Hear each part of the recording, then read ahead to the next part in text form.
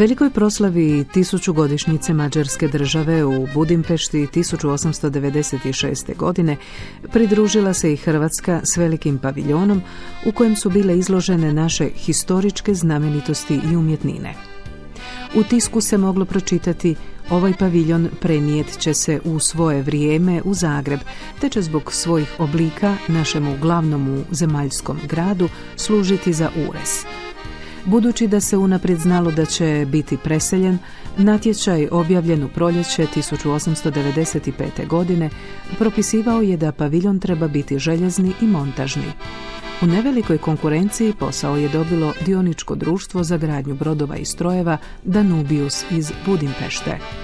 Nakon završetka izložbe u Budimpešti darovao je hrvatski ban Dragutin Kuenhedervari taj paviljon Zagrebu.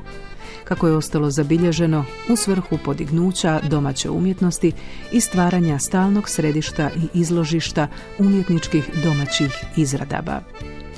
Uvjet je bio da se paviljon postavi na trgu Franje Josipa iza kemičkog laboratorija. Radovi na temeljima paviljona povjereni su građevinskim poduzetnicima Emilu Eisneru i Adolfu Ehrlichu. Željezni je kostur prevezen iz Budimpešte u Zagreb, a gradsko je poglavarstvo povjerilo glasovitim bečkim arhitektima Fellneru i Helmeru, projektantima zgrade novog kazališta otvorenog 1895. zadaću da prema željeznom kosturu izgrade umjetničku građevinu.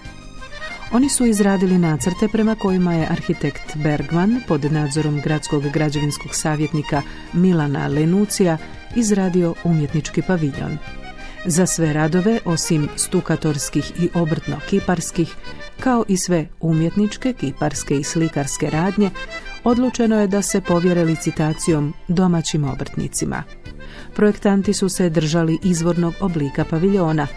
Promjene u prostornoj strukturi bile su uvjetovane ponajviše njegovim položajem. Na južnoj strani on seže u znatno niži perivoj, pa je dobio prizemni dio namijenjen kavani i pomoćnim prostorijama, dok je dvorana iznad tog prizemlja dobila veliki balkon s pogledom na park i zgradu glavnog kolodvora. Umjetnički paviljon svečano je otvoren 15. prosinca 1898. godine u nazočnosti bana Kuenhedervarija, carskog izaslanika nadvojvode Leopolda Salvatora i drugih visokih uzvanika.